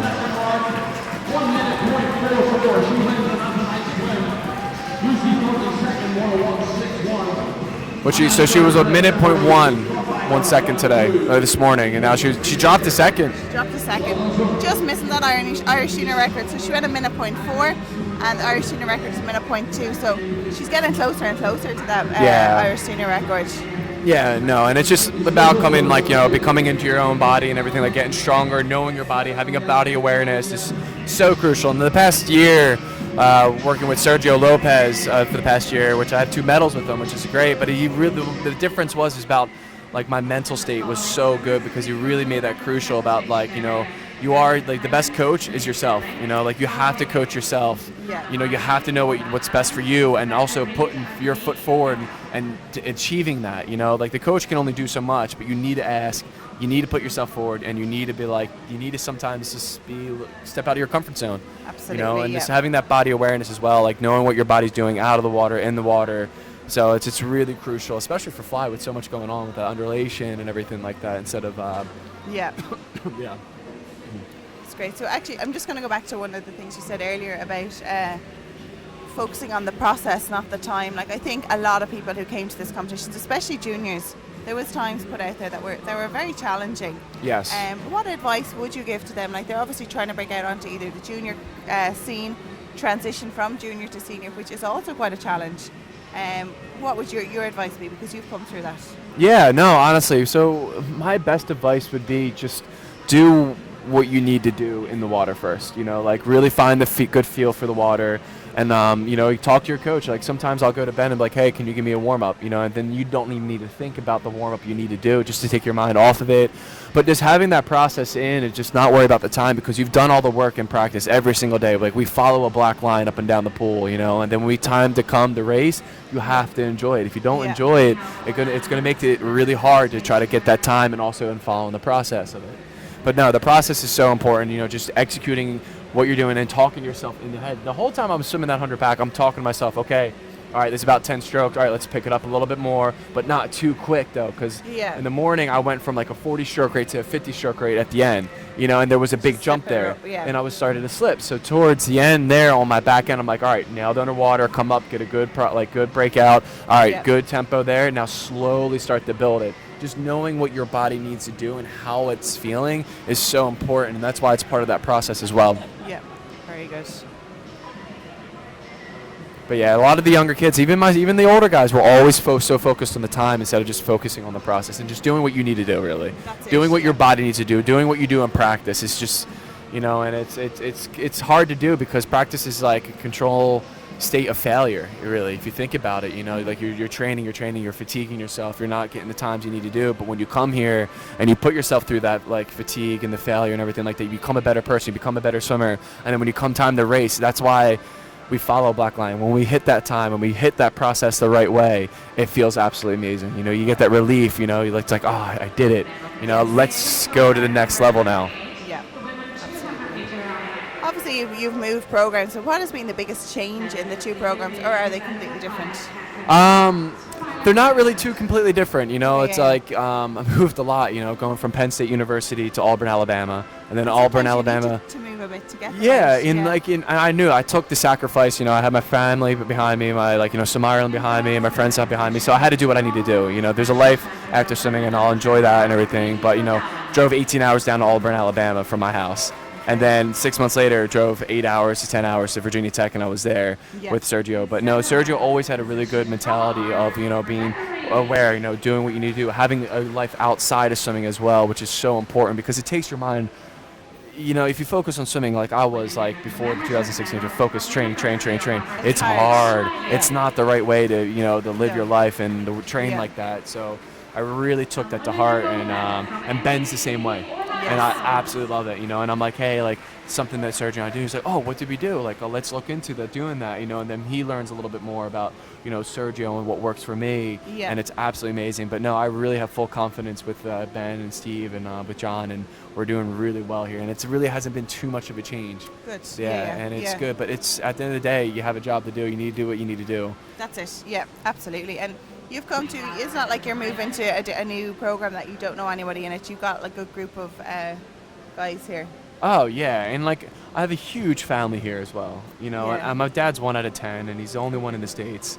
And like, so I have a huge family here, even on my mom's side, and all of her, like my aunts and uncles. Mom's 1 out of 8, big Irish family as well. But we have family in Mayo, we have family like in Port Arlington. So I have people over here, and a family. And I have my friends as well. It's great. It's a small group. It's always good to branch out, but it's kind of hard. It's really hard too. And would you get down to Port Arlington much? Or almost every weekend. Okay, wow. Yeah, right, almost every weekend. I'll probably go play golf with my Uncle John, or just chill out, or go see my cousin Rion. Go to like Yale football or basketball, or do embracing all the everything. Yeah, or just sit there and be a couch potato, or just watch TV or movies. There we have Brendan Hyland in first place, Killian Melly and Dean Power in third place. So there we spoke about Brendan. Like, Brendan has had a great competition so far. This is probably the one that he'd probably be a little bit most disappointed in. Am I right in saying that? Yeah, no, he'll definitely be disappointed, but he's hungry. Brendan's one of the most hungriest swimmers I've ever seen, though. He's just always striving just to get that little bit more. But his mentality is completely different from the last time I was here now. Completely different, like how he approaches his schooling, how he approaches himself, how he approaches other swimmers and the coaches. It's really good, and if he keeps it up, he can get that 51.9 pretty soon. I think so, and we've seen him in the 200 AM. Like, I know he said he hasn't done 200 AM in a long time, but 4 second PB, 2:01 Irish senior record. Yeah, it's good to do that. Only 1:59. Yeah. So he's not too far off. No, it's good to do off races like that, and Brendan has swam a lot as well. Yeah. He swam a lot, so he should be happy with that to repeat that time. But yeah, I know the struggle of not getting that time that you want to, but he did so well throughout this whole meet and everything like that, so he should be very proud of it. But it's also him doing that now and performing at the same level as this morning is tonight is going to go forward. It's going to be really great for the summer and everything like that. It's going to be more fit. Yes. Mental strong too. It really does. Sometimes not doing the best times really can make you mentally strong. And that's a learning curve in a career. Like, it's great swimming PBs, best times, winning medals, breaking records, getting qualification times or consideration times. But it's when you have that little knockback. It's how you deal with that. You can go forward. It's really what makes or breaks swimmers. Isn't it? Yeah. And like that's why some of the best, like, at one point Adam Peaty wasn't the best, and he literally never really knew who he was, and then all of a sudden he just had that 1 year that where it started coming out, and then a little bit more, a little bit He more. dug deep. Yeah, you have to be hungry. You have to be And hungry I in think this everybody sport. has a turning point in their career, whether it's increase in training or just for the best, or decreasing in performance. But it is all about how you deal with it, how you work with your coach. You probably have a support staff around you. Do you want to talk a little bit about that? Yeah, no, it's great. You know, like we have Sport Ireland, you know, right down the road, which is great. You know, and we have like physios there. We have an amazing weight room. I remember I was here even before that was built. And the little like they had like 2 physio tables and then just like 2 platforms, and that was it. You know, so it's absolutely great that now they're starting to put more money into the, you know, like the Olympic sports and the swimming and everything like that. And now they're really starting to come out with it. Like look at the track. The young track, you know, all the track is doing way better. Some Ireland's doing way better, you know, like where we have so many people now that are really inspiring to be better, and now we have the resources to do it. Yes, yeah, and it's just about using the resources we have and not wasting them. That's it. You know, and that's why it's like, you know, you have to, being a swimmer, you have to ask for things that you want, you know, because like if you don't ask, they don't pay. No one's like, oh, we might need this. Yeah. You know, so it's always good to have that. The support staff is great, though. Okay. It really, really is. And how many weight sessions would you do a week then, just to give people a little bit of background? In college, when I didn't lift, I was lifting 3 times a week, but now I only lift about twice a week now. Okay. Yeah, but now, like, I think towards the end of this, I'm probably going to be going up to 3 just for a little bit, you know. Okay. But I like doing dry lands. Now with Sergio, we would do like these 2 really hard dry lands where like I'm about to throw up, like really, really hard stuff. But yeah, body weights, med balls, you know, like some shadow boxing, jumps, jump ropes. Really, really good, but like it's a full body workout, and it's swimming oriented. You know, it's using the swimming muscles and swimming movements. But then that's why we only lift twice a week. You know, and but I really want to get back to that because we could get these guys on like an ab circuit like that. Oh man, we'll be strong, very, very, very strong. And it fatigues you too. It's not just like, you know, that fast power, because you'll get that from the lift, but it's like endurance stuff. You know, it's an hour long, and it's hard. Yeah. Hard. And would you have just done that in the weights room or in a hall? No, we do it on the side of the deck. Okay. Yeah, just do it on the side of the deck, and then we just get in and we do about 3K, you know? Okay. Yeah, then so it'd just be kind of like a recovery swim afterwards. Yeah. Or we'll do like, you know, like a hard kick set after like you're doing all the jumps. Like we would do like 100 squat jumps, you know, with holding a med ball out in front or holding the med ball above our head. Oh man, it was hurt, but you know, it's you get strong from it. You get conditioned, you know. Yeah. And it's great. It's real good. But hopefully we'll make some changes like that. Yeah, which is great too. It's like, as you said, you're educating the guys here from what you've learned, and each program, I think, around the world has a different something different that everybody can either gain or learn from. Yeah, and you know what? You always have to try it. You know, you always have to try it. Yeah, exactly. There we have out in lane 8, Aaron Carroll from Portmarnock. So good swim here from Aaron Carroll. We also have in the centre lane David Dorley from Galway, and in lane 3 from Mallow, Riley Moynihan.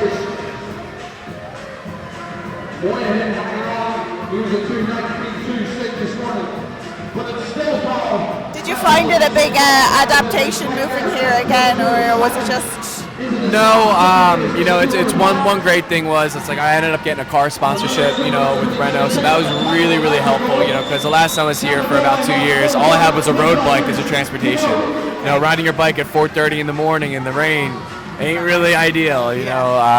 But no, it's absolutely great that I got that, you know, and but no, it was really good. Swim Ireland helped us out, you know. They ended up like finding us a great like a little townhouse for Jordan and I, and we're living there now, which is great. You know, it takes us away from this. We're 5 minutes from the pool, but we're like we're away, you know. But no, it's been super easy, super easy. And now like I'm pretty good with the adaptation and everything like that, and moving. Where like you just kind of have to go with it. You just kind of have to go with the flow. You know, if you feel bad, you feel bad, but you got to swim through that. You got to push through that. You know. Yeah. But no, everything's good. Everything's good.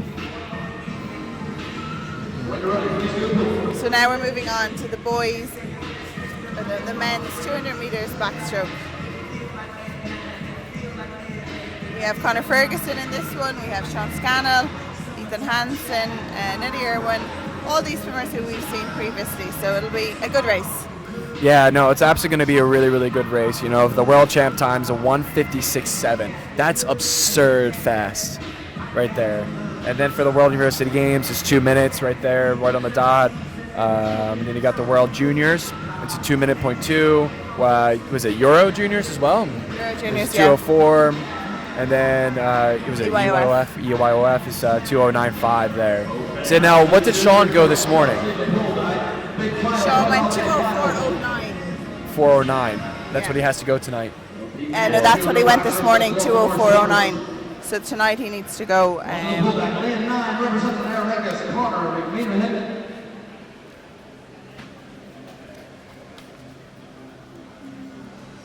In lane 0, representing Southern 12, Rory. So he done the qualification time. So in the morning he had to go 2:04.9. He went 2:04.0. So tonight he needs to go 2:06.8. So he's got no problem. Yeah, so it that's is good. a softer time tonight. He was a bit disappointed after that 100 back, but it's part of the game. Like I've always been saying, you're going to struggle, but you always have a next objective. It's like even if you have a bad race, you still have a job to do the next day or the following day. You have to wrap your head around it. Take what you can from the bad swims, because that's where you really learn. All those bad swims, you're always going to learn from it. Even from a good swim. I got hopped out even though I went the best time. I'm like, okay, I was riding the lane line on the way down on the back half. Why was I doing that? The turn wasn't that great. There's always little bits that you can always work on, which is great. So now Sean can just go out, do what he needs to do. And he might be even faster tonight. I really hope so. I know. So World Junior qualification time is 2:01.5. He needs to go. That was the morning. So it's 2:02.1 in the morning, and it's 2:01.5 in the evening, which is fast. It's fast. Yeah, last time I swam the 200 back was I was 17 years old. Okay, geez, quite a long time That then. was a long time ago. Yeah. And I swam it 3 times in one day to try to get my trials cut. It was like 2:04, like 3 times. But I never got it though. So I stopped some of the 2 back. The qualification time for Connor is actually 1:58. 1:58. 1:58.34. It's quick. Yeah. We'll see what Connor can do. What Connor can do here. But interesting.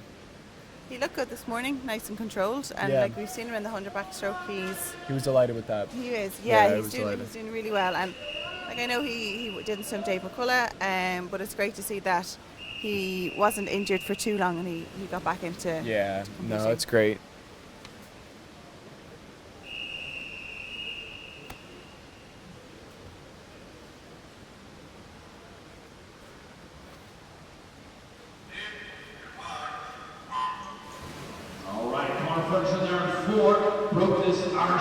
So good start there from Conor Ferguson. We spoke nice about underwater. Yeah, the thing is with these underwaters, you really, even though it's a 200, you really need to hit them because it's less swimming. It really is less swimming. You got to get a good breath, really feel the up and down kick on the underwater so you really get the full surface area of the back of your feet and the top of your feet, and you can really do some damage on the underwaters.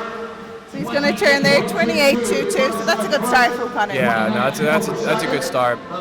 You just need to be big and find that water. And Sean's right there, though, with them. Sean is there, yeah. Sean turned in 29.4. 27 this morning. We should be out faster than that. It'd be nice to see if he can go on that 2-minute mark. It'd be even better if he can touch on that 1:58.8. The World Championship qualifying time is a 1:58.34, so he's going to take half a second off his personal best time, but he's going for it. Lane number 4, he's like the 58. It's out 58.6. Sean's right there at a minute .6 as well. They both are going to have to come home pretty well, though. So Conor Ferguson needs to come back in a 60 point. Conor needs to come back in a 60 point for the... Yeah, he upped his tempo there. He looks good. Sean still looks like he's in control, which is good. A very, very, very strong lead here from Ferguson. Great swim here from Conor Ferguson. He's really just pulling away from the rest of the field. Yeah. Let's see if he can come home. So just tying up there ever so slightly in that third 50. Kind of slow, ever so slightly tied up there in that third 50. Yeah, sometimes it's hard to get your tempo right. Sometimes if you have a high tempo, you start to slip a little bit more instead of slowing it down or really feeling the water. But that's why it's really important to have that race process going into it, knowing what you need to do. It's about 5 meters out. Let's see if he can get under. 2 minutes. That's a good swim right there for him. And Sean, 204. He needed to be under 206, so he got it. He'll be delighted with that. We saw so Sean went 204.0 this morning and 204.4, so that's Sean just ratifying his consideration time from this morning for European Juniors, which is great. Yeah. Connor will be disappointed. We can see there that he does look a little bit disappointed. No, he's just hurt. He's just hurt. I think he probably wanted to go under. I mean, having that .07, it's annoying. Everyone want to breaks it if you go that close to it. That was 49.00 basically, Yeah. And it's annoying, but that was a good swim for him though. 2 minutes, he could be back down there, just kind of right off there. But no, he knows he can clean that up. It looked like he can definitely clean that up, and it's just all about, not having that process in that Dave McCullough, not racing it at that race, because racing is so important. It is. Getting comfortable with that pain, getting comfortable with that race tempo. Yeah. Because you can't mimic that in practice. That's one thing you cannot do, having the atmosphere, having the people. In training, but not really the same as a Oh, competition. yeah. It's like sometimes it's like I can stand up and do a really, really good 50 free, like I went at 22.0 in a 50 free 2 weeks ago. That's the best time for me, and I was absolutely amazed for it. But if I try to stand up now and try to do it, I might overrate it, and I could go like 22.5 or 22.7, but it's all about getting comfortable with that pain, with the race process and everything like that, and the tempo. So moving on to the girls, 17 and under, 200 backstroke. It's the last event of the day. Last event, so we've got 2 finals, the junior and then the open. Yep. Yeah. In lane 0 from Kilkenny, Neva Hearn, 1 from the Curragh, Julia Moore, 2 from Bangor, Niamh Putney, 3 from Templemore, Charlotte Cullen, 4 from Shark, Amy Kelly, 5 from Trojan, Ashton Golan, 6 from Shark, Iona Ashton, 7 from Nina, Christine Ryan, 8 from Galway, Aoife Leahy, and 9 from Dolphin, Heather Faye. Christine Ryan. Representing Galway, Aoife Leahy. I'm running on this junior final in lane 9, representing Dolphin swim team. I think we're missing lane 4. Now who would be in lane 4? Amy Kelly. So maybe there was a withdrawal from the A final and Amy is in the A final.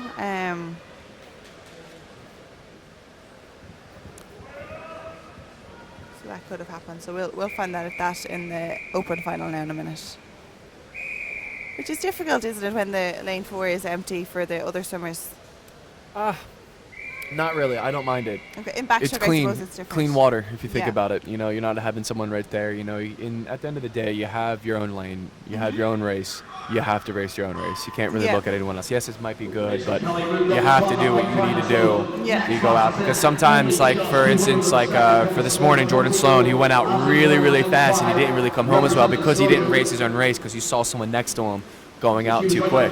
Yeah. So sometimes it is good to have that back end, like say for instance Jordan Sloan all coming home on me in the 100 free. I saw him, which is good. It kept me up, kept me going. Yeah. But at the end of the day, I still need to race my own race. I think it's different in 100, isn't it? Like 100, everyone is going out fast, but in the 200, 400, 800, 1500, the pacing really comes into it. You have to know your own body and know what you're best at. Yeah. If you can capitalize, just going out at a certain pace, and you can come home and you can get someone coming home. That's the best way to do it then. Good start here from all these swimmers, really. Lane 7, Christine Ryan from Nina is out ahead, and Neva Hearn in lane 0 is doing well. Well, outside smoke. I know, and it's funny, isn't it? We've seen Danielle Hill in the 100 freestyle coming third. I think it was third she got from lane 9, so you can do it from an outside lane. As you said, any lane with water is where you're going to swim. Yeah. I mean, for me, I know, for instance, sometimes I like having that outside because you're not worried about anything else. You have nothing else to lose, so you can just go out and get it. And you can sneak up on people. People won't even see you, which is great. Yeah. So we have the call room set up here a little bit different than before. Like you have the television in the call room, which we've never had before. How did you find that? I know you have it at Worlds, Europeans, Olympics, but for in Ireland, it's good because it takes your mind off of what you're, off the race. Instead of just sitting there staring at a blank wall, basically, or staring at another swimmer doing something, or someone slapping their legs or making noises. No, it's good. It's good to kind of take your mind off and see what someone else is doing as well. I know, in the call rooms at Worlds, I have to go through like two call rooms, 2 or 3 call rooms sometimes, you know. But it's good because you're kind of behind of everything where you can't walk out and see. Here you can kind of sneak your head out or pop your head out. You can't do that at Worlds. You can't do that at Europeans. So it's good to see what someone else is going. So you know, like, oh man, I had to go under 54 now because like 2 other guys did it. So you can kind of put yourself in where you're going to be at, you know, or give yourself more motivation to see what someone else is doing. But no, it's good to have that. It's good to have a TV down there. Yes. Yeah. And then it's not such a big shock for people then when they go to European Worlds, even European Juniors, like that's what you have when you go to the call room. Yeah, no, that's what you're gonna have, and it's like, you know, it's good that you're like now you're starting to put more of like little things like adding a TV there. That's such a little thing, but it makes maybe makes a big impact, you know. Yeah. Especially if everything gets right, you know. And even like, having the like, you know, the some Ireland things in between the blocks are actually quite cool because it's like they are.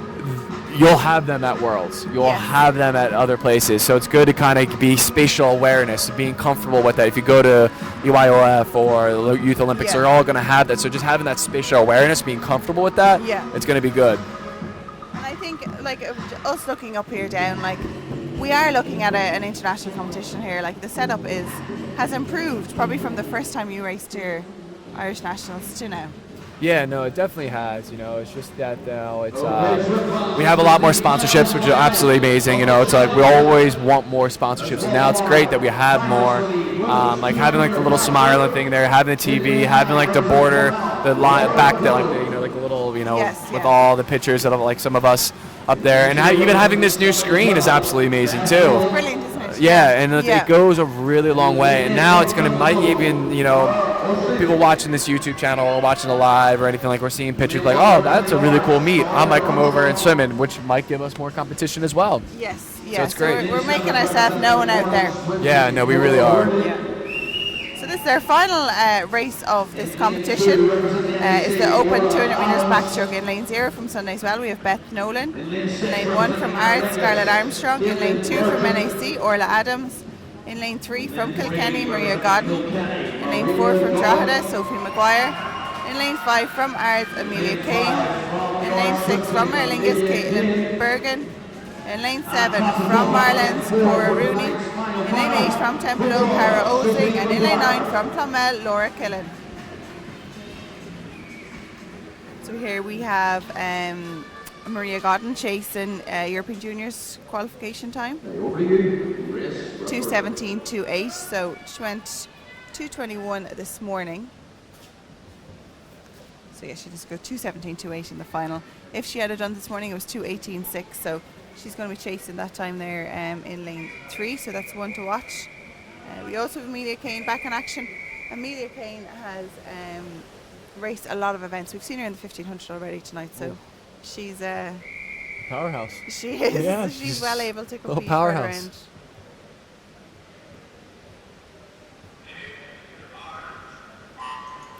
I noticed one thing. I'm really picky with backstroke starts and like the ledges, because now they're implemented at every big race, so they should be right.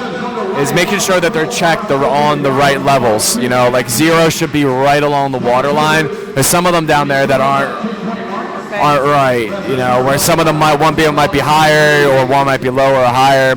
But that can also throw a big change in someone's start. It throws off a change off mine. Just a couple centimeters really throws off my start big time. Because in Dave McCullough, you actually slipped on the start. Am I right in saying? Oh yeah, I completely slipped and backflopped on my start. That was in the prelims and backflopped. It hurt. Yeah, it sounded like it hurt. Yeah, but no, the little thing shifted down on me. So when I put my force down, because it's ledged out a little bit, the force went down. It shifted down just a little bit, and then the force of my weight made me slip. But you know, I'm glad that actually happened. To tell you the truth, it's going to happen, so I'm glad that it happened there. But not only for my sake, because it's like, yes, I ended up like, swimming the whole thing, winning the heat and everything like that. But it just kind of goes to show, like, at a world-class level like myself, like Olympian, medalist and all that stuff like that happens to me. and just going to show like the character that I had. Like, you know, Sarah Keane came up and said I had like really good, amazing character. John Rudd, that I continued that race. A lot of people would just get out and just not race it, but I continue doing it. But it just goes to show it happens. Stuff like that happens, and you still have to continue the race. Yes. You know. And you fought back there, like you went from behind. All the rest were nearly at 15 meters, and you weren't even past the flags, and you came back and won that heat. Yeah. So. And but that's just like, you know, being determined on, you know, making sure you like you do what you need to do, and putting yourself in an uncomfortable position. You have to be comfortable in uncomfortable situations, and that was a very uncomfortable situation. But you don't want that to happen at World Championships. Well, you don't want that happening at World Championships or Olympics. Yeah. So it's better to happen at a competition in Ireland, in McCullough, and especially not trials. And I was even worried here too about it, you know, still playing it safe, you know, but it is what it is. It happens to everyone.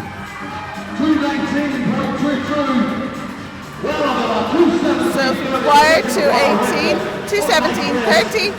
Maria Cotton, 2:19.73. And in third place, Amelia Kane, 2:20.81.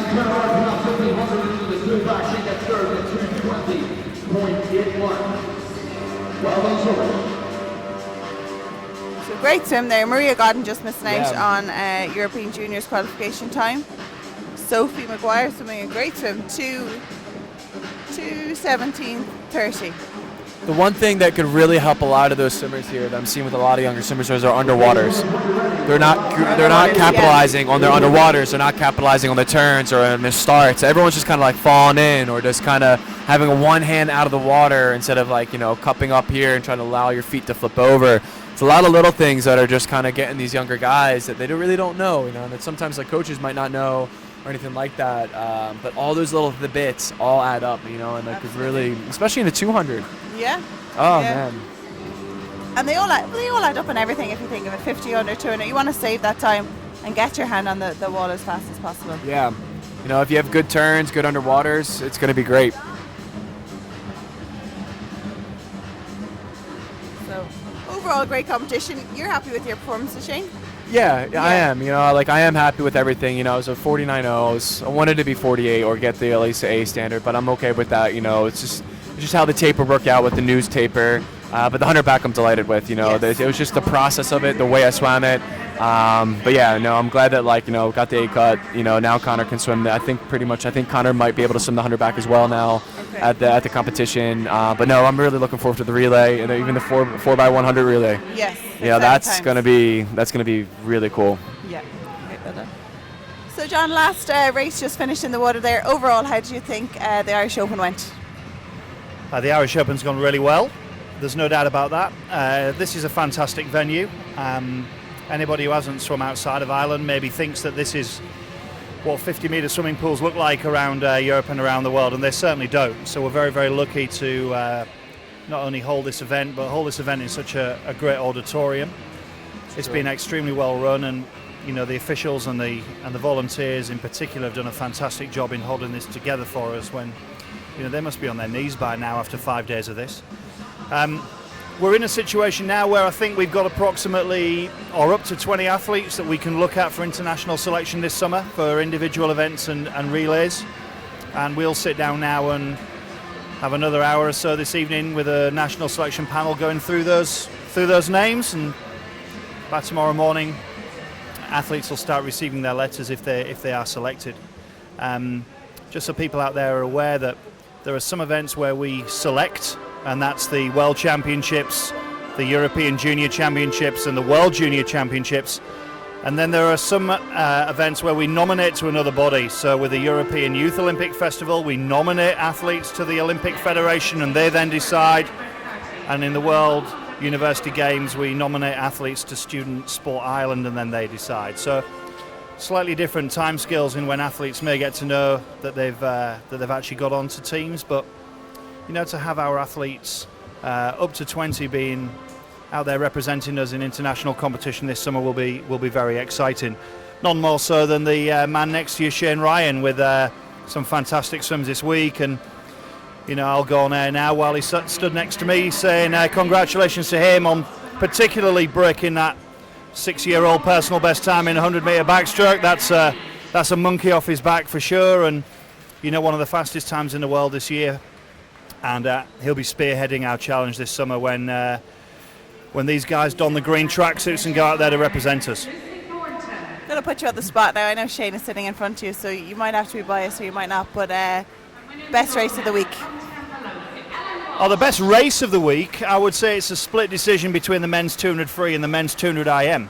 In terms of best race, in terms of most exciting race, performance of the week, I would say at seniors is Shane's 100 back because of where it sits on the world rankings. Thank you. And in the juniors, I would say I'm still going to go with Daniel Whiffin's 800 freestyle to swim that event all out on his own and to be able to hit that pacing strategy and to hold it together without a race effectively was superb. So, look, I might be wrong when I scratch my head and think about it a little bit more. There might be another one that pops into my mind, but my knee-jerk reaction would be Shane and Daniel. But there's been some great swimming every single one of these 5 days, and what we need to do now is coaches and athletes need to go and reflect on what's gone well this week and what's not gone as they would have hoped, and then they need to either come back this summer at the Irish Summer Nationals and put that right, whether that's a coaching plan, whether that's psychological preparation, whatever that might be, to ensure that the athlete can deliver at the meet that matters.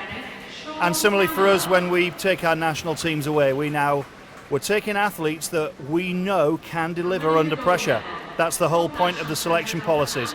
And particularly with the juniors, we know that we're taking away athletes that can deliver in the morning and can deliver in heats, and that's exactly what's needed at European and world level in junior swimming, so that they're then challenging for the semi-finals and finals later on the same day or the day after. So I'm very pleased with where we're at with our potential selections, and we can look forward to a very exciting summer ahead.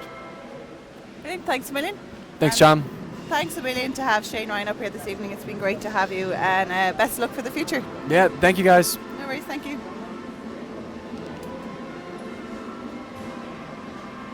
It is hot, and that's so loud.